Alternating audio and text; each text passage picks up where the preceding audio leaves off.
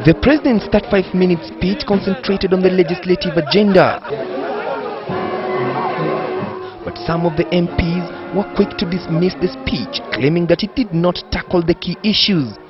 The speech merely flirts with the judicial reforms. It doesn't go deep enough. And the fight against corruption, I didn't hear any mention of the fight against corruption. He's still in a state of self-denial. The president thinks the reason why there is food shortage in this country is limited to those factors that he said. The real reason was corruption.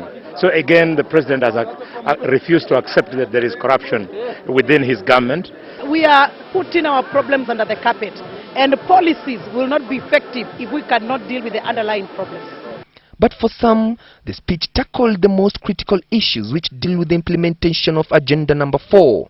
Reform agenda that has been laid out for this session of Parliament is comprehensive, in my opinion. It is reform to do with a new constitution, reform to do with agenda items on unemployment, on land policy, on issues of equity. Kenya is used to 24 hours, 7 politics. This was not politics, this is a state function. I do expect that if the government implements this program as set out in the presidential address, this country can move forward. The pending issues include the formation of the Interim Independent Electoral Commission, the Truth, Justice and Reconciliation Commission, and a local tribunal to investigate perpetrators of post-election violence. Some MPs claimed that the president shied away from the total reform agenda. There was no mention of policy reforms thoroughly. When you come to the judiciary, we are being told to reform is to increase the number of magistrates and judges. What kind of reforms are that? What we are seeing is just small hiccup, small issues. But I think the differences in coalition, it should not be publicized so much that it can cause shivers in the people in the country.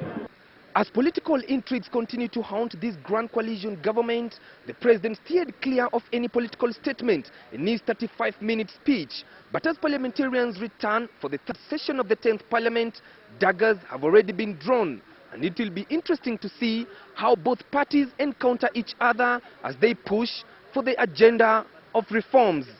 Chris Dairu, Citizen TV, Parliament Buildings.